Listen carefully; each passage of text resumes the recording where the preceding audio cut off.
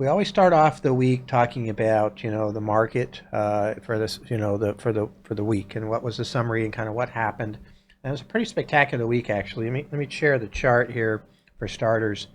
Um, we had a situation this week where one company has really kind of dominated this week, no doubt about it, and the market was kind of selling off, especially in the tech arena, for the kind of 3 to 7 trading days prior to Nvidia's earnings release on Wednesday after hours. Yep. And I think it's because Nvidia has become so important as a bellwether for how well artificial intelligence is doing. Yeah, it's the next hype cycle. Yeah, and so how are things happening? How are how much revenue is coming in this arena, and is it still developing the way people are hoping and been talking about? And so the bar was set very, very high, in my opinion, on the expectations for their revenues, their earnings, their forward guidance. They crushed all three of Yeah, those. it was amazing Yeah, report. by a lot. And so Thursday, of course, the S&P 500 was up 2.1%, hit an new all-time high. The NASDAQ 100 hit an all-time high. The Dow hit an all-time high on Thursday. So, it really drives the whole market at this point. The two main categories of, I think, concern or interest are, what's inflation going to do and how's the Fed respond to that? And then, of course, what's happening with artificial intelligence. Yeah, it was crazy because Japan, which is their stock exchange, hasn't hit an all-time high in 34 years, based off just Nvidia's earnings. And their semiconductor stocks were able to hit all-time high too.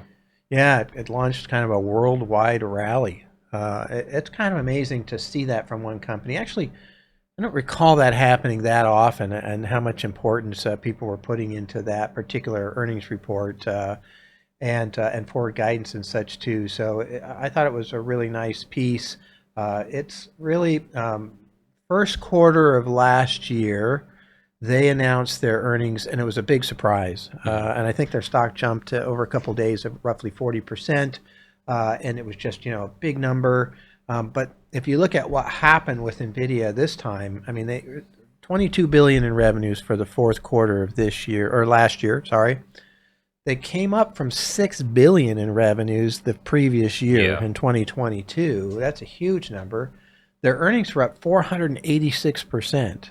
And so even though their stock is up a lot, a couple 100% last year and a really good run this year, it still hasn't actually kept up with their earnings. And another crazy part is that their expenses were very flat compared to how much their earnings or their revenue went up. Yeah, their profitability is growing. The other thing that surprised me is they actually had a pretty good sized drop off in their sales to China via the restrictions that the U.S. is putting on, and they still crushed their numbers. I mean, without those restrictions, my goodness, they would have really went somewhere. Yeah, they're still saying they're having problems keeping up their supply to meet demand. Yeah, you said that this week. It's a good thing to hear. We can't keep up with the number of orders. If you're an investor, it's something you want, something you want to hear. And so, we don't spend a lot of time talking about one particular company, but it moved the whole market. We invest in the whole market. Nvidia is now the third largest stock on the U.S. stock exchange, fourth worldwide. Yep.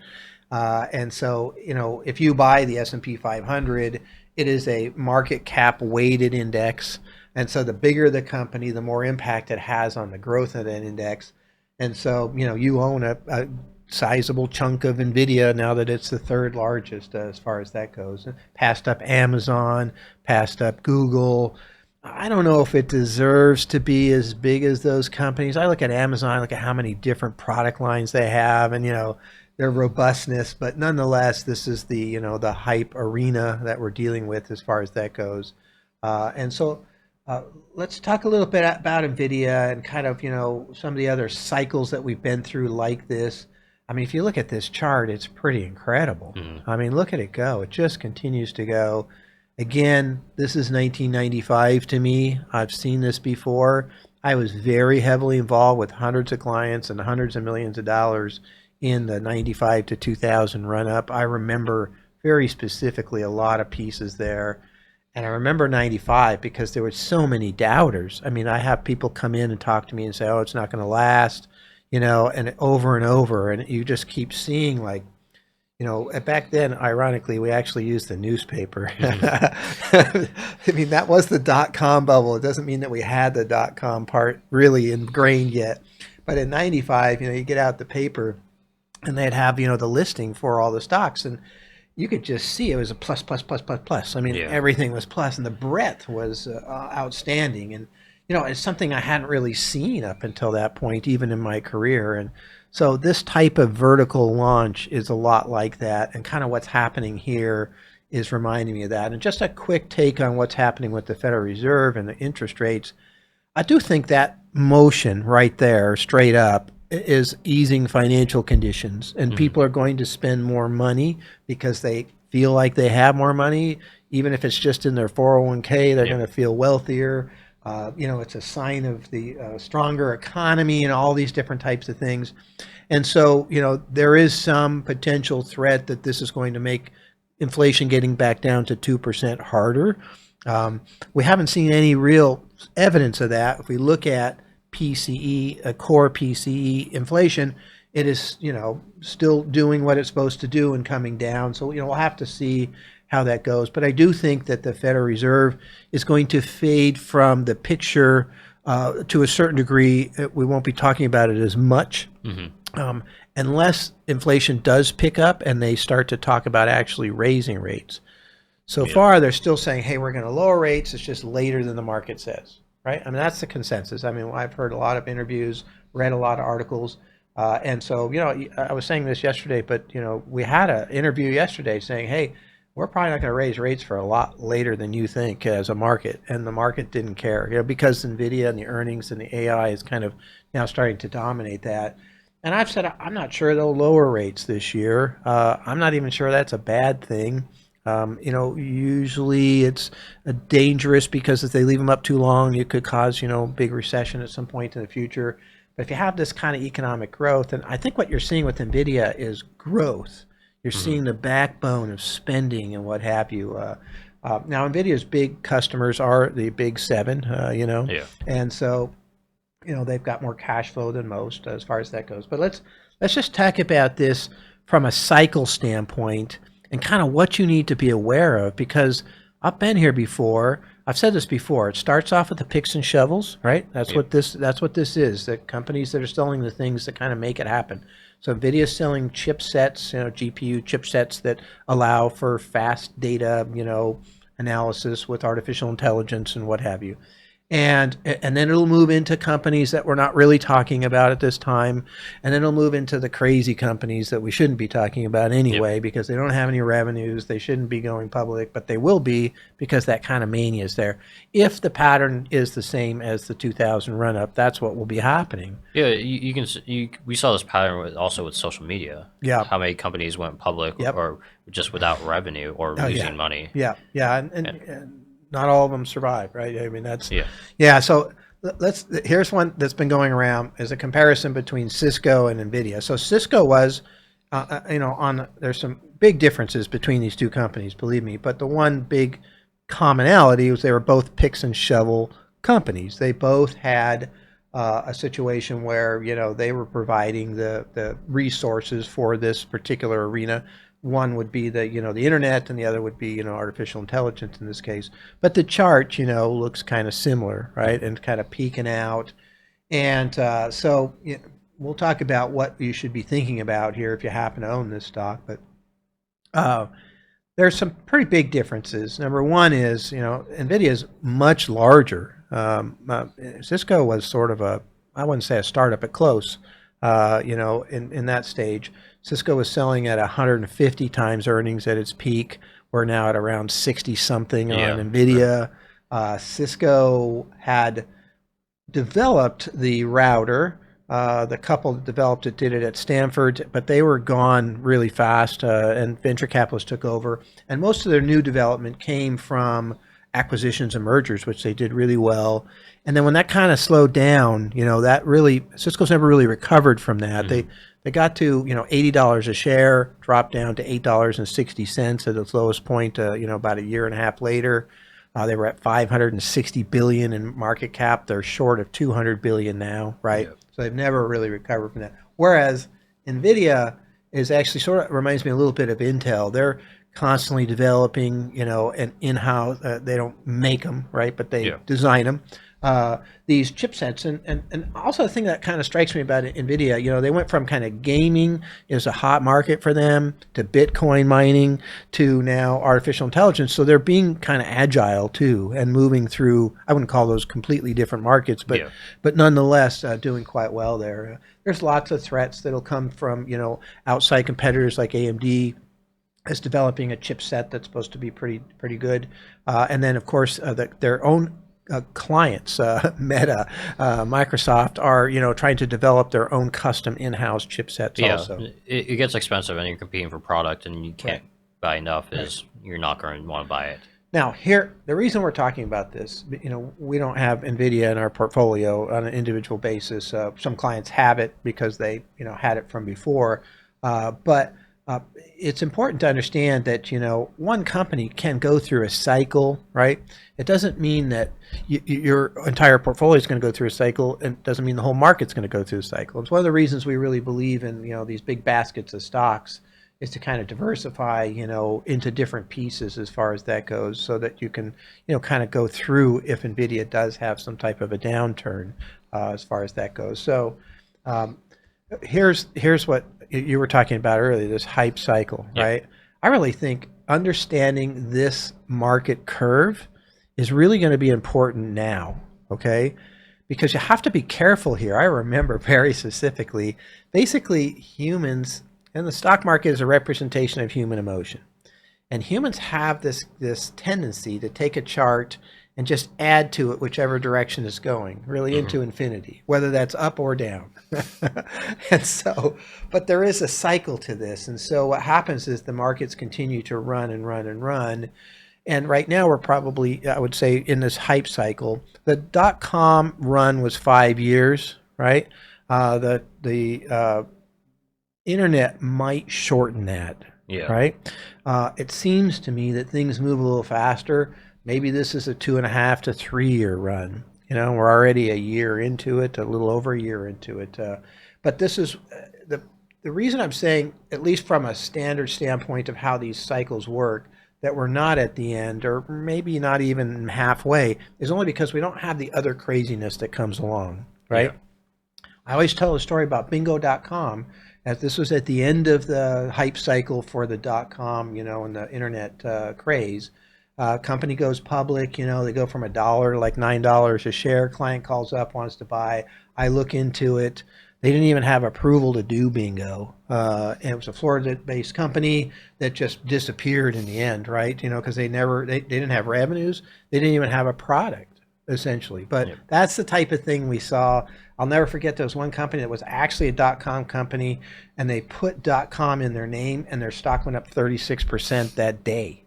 It's like, okay. So that's the type of stuff we haven't seen yet. But once we start seeing that, you were telling me about Supermicro, which is a legitimate company with good revenues, good business, but they've had what, a couple 30% runs, Yeah. Essentially, they're kind of Nvidia's partner with AI chips yeah. or data centers, and Supermicro is kind of leading the edge on data centers with liquid cooling, Mhm. which is because AI chips run so much hotter and draw so much more power that you need more advanced cooling, and so Supermicro is kind of leading that forefront.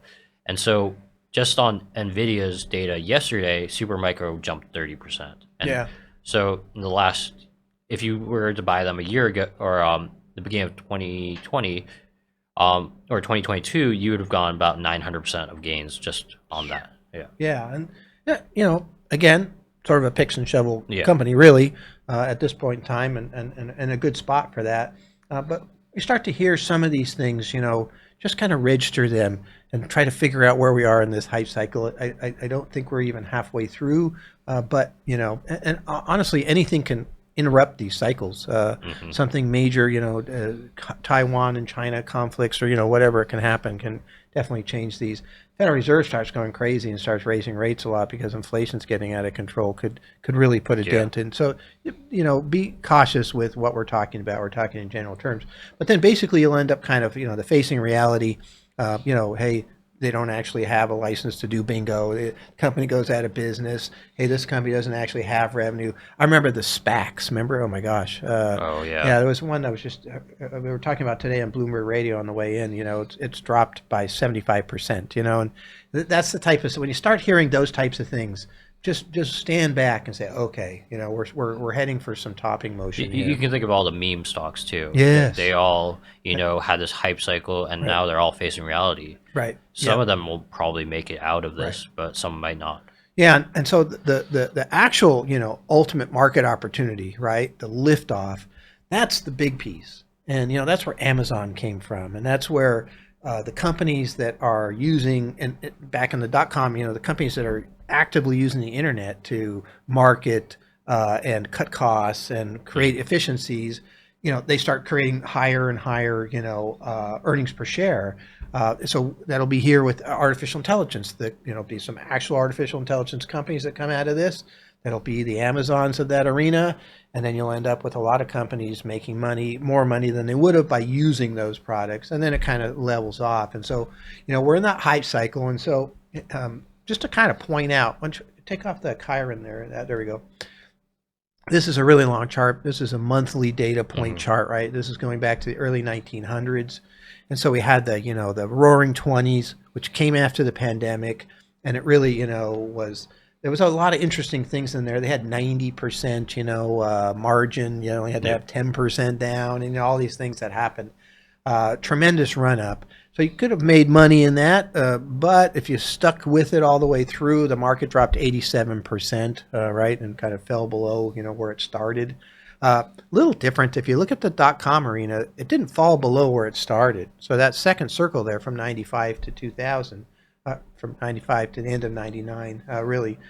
So that's the best 5 years in the history of the stock market, but it still had a 45% drop, Yeah. right? So what you want to do here, I remember in 2021, in February 2021, we moved our clients out of the market to our 20% stock exposure portfolio. Market dropped a little over 20% that year, and we came down a couple percent in that portfolio. And so you just have to kind of have some thought process here for what is going to happen and how this might transpire. You can ride this. And so I'm not a big fan of taking profits as you go. I remember, I had relatives, my sister and whatnot, working at Cisco, and one of the managers had liquidated early on, $50,000 to buy a Mercedes. This is back when you could buy one for 50,000, and they used to call it his $1 million Mercedes because the stock ended up being worth roughly $1 million that he sold. And so you do need to kind of let your winners run, but should have some type of a stop loss system sort of in place.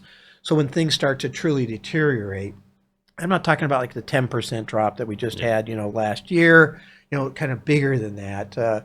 So that you're not, I mean, Cisco's a good example. It went from 80 to $8 or $9 basically. And so if you had, let's say, a 25% stop loss in there, you didn't get the top, but you didn't suffer a 90% drop either. And so you keep some of your profits that way. Yeah, you can think of it also like Bitcoin. Yeah. There's like someone that paid 10,000 Bitcoin for a pizza. Oh, yeah, that was probably expensive pizza. Yeah, that when you think about it, Bitcoin's what, around $50,000 now. Yeah. So, but so Gold plated. yeah, so but if you just sold a portion of it because how volatile Bitcoin is, you'd still have some. Yeah, there's nothing wrong with taking small pieces off and what have you as you go, but don't be afraid of the run, because I get a lot of people that are afraid of the run, and they just think it's going to, just completely fall apart, which it might, but it can run a lot longer than you think, Hmm. and so you have to let that run and get your profits. This is how we make money in the market, is by letting our winners runs and cutting our losses short, right?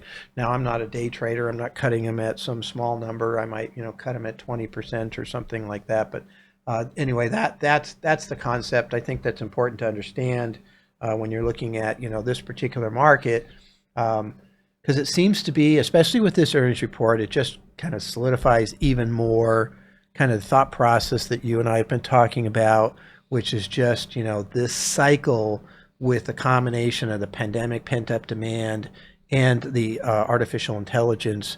has been very, very powerful, right? I mean, so we're seeing this motion.